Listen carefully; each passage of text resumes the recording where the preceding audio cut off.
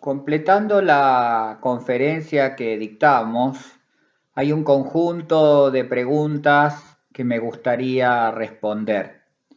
Por un lado, Ana nos pregunta si en la provincia de Buenos Aires se pueden formar regiones, si legalmente es posible coordinar entre municipios de la provincia de Buenos Aires y de la ciudad, o si debe haber una instancia entre la provincia y la ciudad.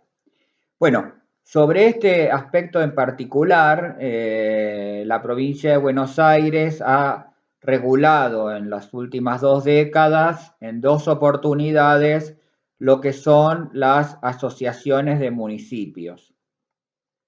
Por primera vez, en 1999, se puso en marcha una ley que fue la 12288 de la provincia, que modificaba la ley orgánica de las municipalidades y que regulaba algunos aspectos vinculados al financiamiento de la intermunicipalidad, una ley que presentó algunas dificultades.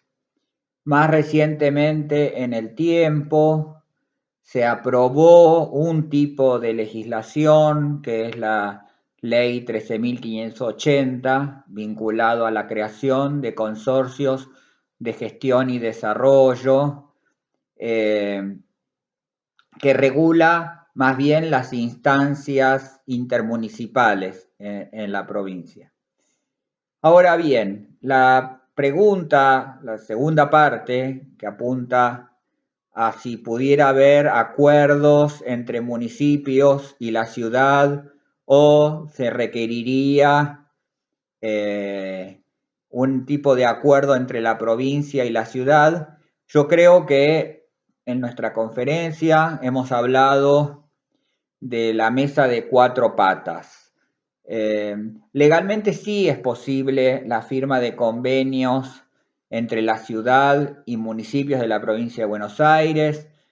Algunos son de vieja data, no necesariamente se han dado entre municipios del mismo partido político, pero en cualquier situación yo creo que por la significación política que tiene el área metropolitana de Buenos Aires, con la radicación del gobierno nacional y obviamente y sus empresas nacionales en la prestación de servicios, el peso económico de la ciudad de Buenos Aires, el peso que tiene también la provincia de Buenos Aires. No olvidemos que la sede del gobierno provincial está dentro de esa gran región metropolitana, y la incidencia obviamente de los gobiernos locales hacen que cualquier iniciativa para garantizar la mayor de los éxitos,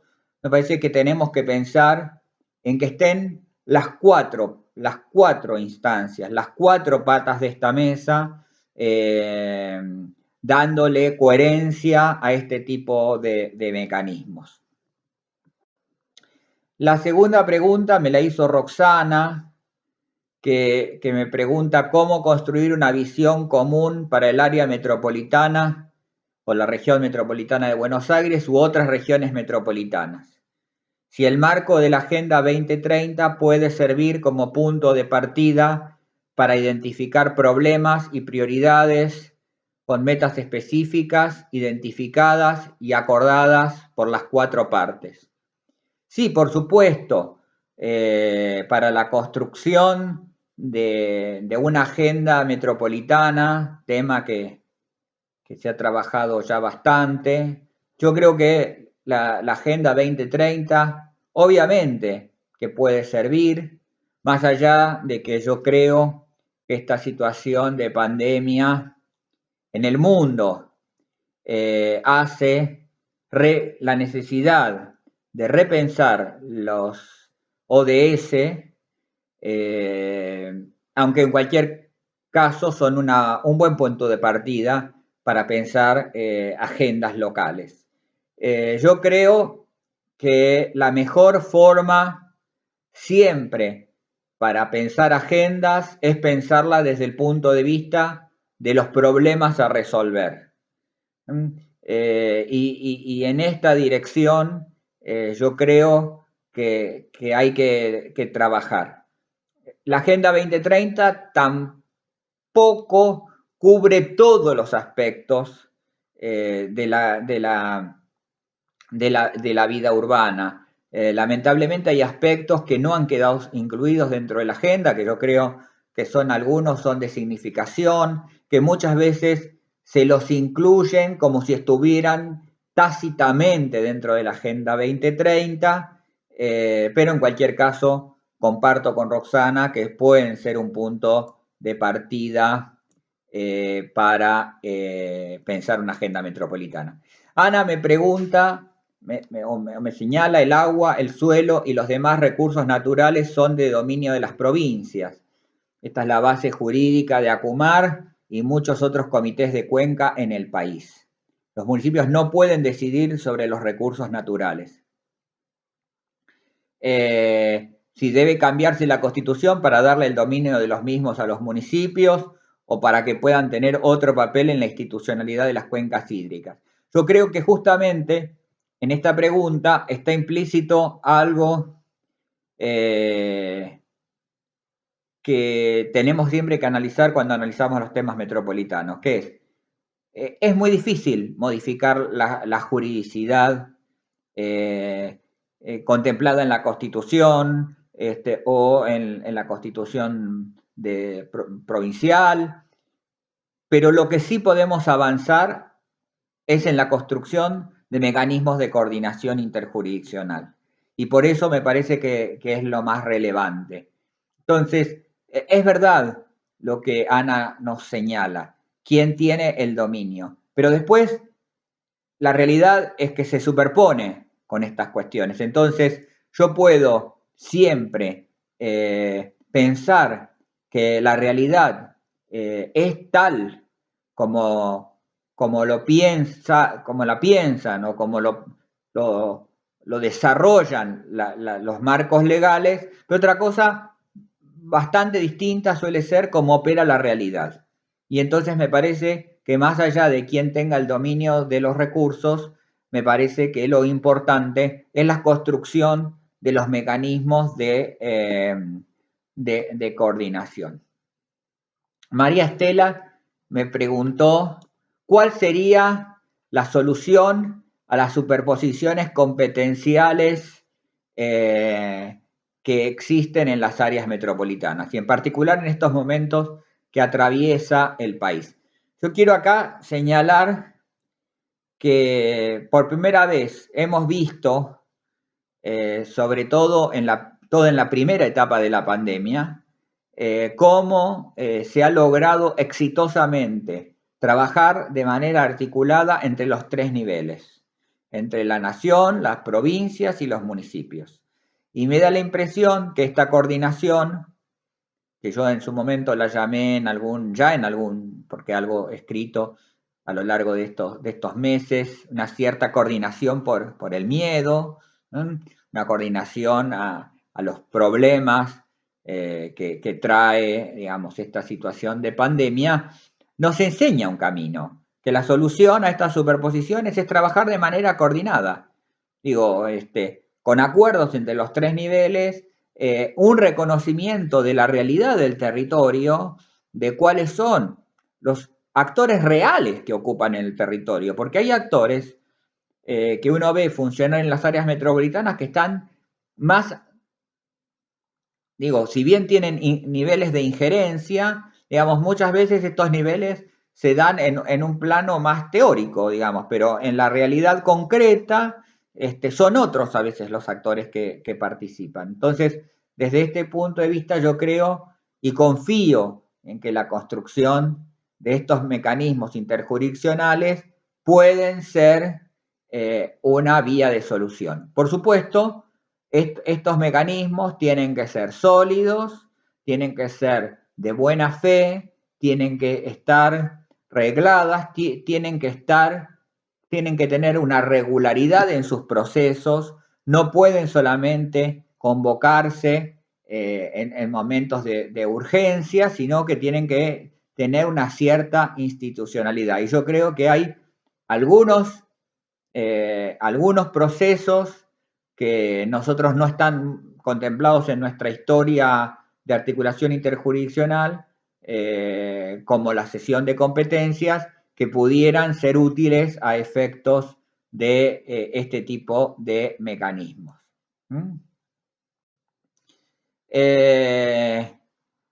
Luis nos pregunta respecto del gasto en salud de los municipios. Si se les reconoce mayor coparticipación por el hecho de tener hospitales.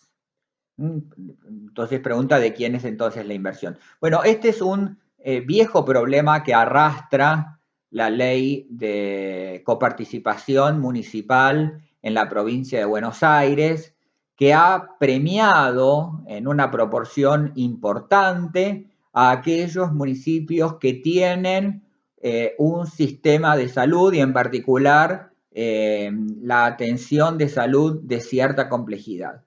Esto es un elemento que altera sustancialmente en los presupuestos municipales y, como lo han demostrado algunos colegas, ha sido la vía casi exclusiva dentro de la distribución secundaria, esto es, la distribución de los recursos no entre la provincia y el conjunto de los municipios, sino entre los propios municipios, la única vía que ha existido para el incremento de recursos por parte de algunos municipios.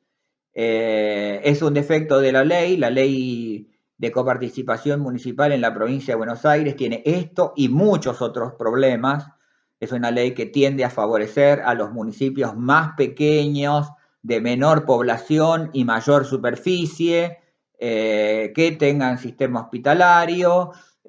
Hay una gran asimetría en la ley, tiende a desfavorecer a los grandes municipios de la provincia de Buenos Aires y básicamente desde ya a los gobiernos municipales del área metropolitana de Buenos Aires en situaciones verdaderamente importantes, como yo siempre digo, hasta 13 veces más recursos para algunos municipios que para otros, esto a lo largo de 30 años. Entonces, la respuesta es sí. La ley de coparticipación en la provincia genera estas disparidades. Nos pregunta Marcelo si no creo que haya una relación entre la problemática metropolitana con los desequilibrios demográficos, sociales y económicos y de desarrollo con el resto del territorio, tanto provincial como nacional, que debería ser corregida. Bueno, muchas ideas, ya más en el campo de la política, desde hace muchos años, al menos recuerdo iniciativas de algunos dirigentes políticos hace más de 25 años tratando de trabajar justamente la idea de cómo equilibrar el área metropolitana, en particular la de Buenos Aires. Estos desequilibrios tienen una razón de ser. Básicamente, estos desequilibrios tienen que ver con que en el área metropolitana se acumulan también las posibilidades de progreso material respecto de otros lugares. Más allá de las situaciones particulares, de las situaciones de crisis económica, para mucha gente hay muchas más oportunidades en el área metropolitana que en otros territorios, ¿no? Y entonces, claramente, el trabajar por la vía del fortalecimiento de los servicios en lugares, del interior del país, explicarían cómo construir este tipo de equilibrios. Y en cualquier caso, ustedes saben que este es un problema general. Habitualmente ustedes encontraron en la prensa, lo veía días pasados, esta idea de, bueno, en un poblado pequeño italiano se invita a personas que compren a muy bajo valor propiedades con un compromiso de recuperación edilicia.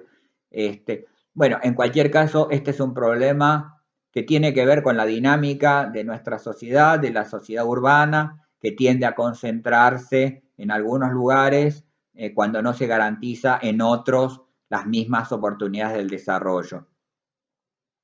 Ana nos pregunta sobre nuestra idea del fondo metropolitano. Yo lo que planteaba es respecto de la institucionalidad. Yo creo que una mínima institucionalidad sí es necesaria construir, pero lo que quise transmitir en la conferencia es la idea de la gran importancia que tienen lo que hay que desarrollar, los procesos de negociación territorial que hay que llevar adelante antes que la institucionalidad. ¿En qué punto? Muchas veces se piensa que la resolución del problema metropolitano es crear una agencia o una oficina o una dirección. Hemos señalado distintas iniciativas provinciales en esa dirección, dotarlas de personas, un organigrama, edificios, bienes materiales, etcétera. Y lo más importante es en pensar en una estructura que tiene que tener como componente básico el tema de, por un lado, orientar y facilitar los procesos de negociación territorial. Obviamente que pudiera tener también la capacidad de ordenar las inversiones públicas, pero en cualquier caso yo creo que para manejar un fondo metropolitano lo que hay que pensar más bien es en qué se van a invertir, en qué proporción se van a invertir y no crear una institucionalidad que pudiera tener cientos de millones de pesos, que otra vez sería un coto donde se pondrían presiones para quien tiene la dirección de esta institucionalidad, de los recursos que se administran. Aquí lo más importante es coordinar la inversión pública en el territorio metropolitano.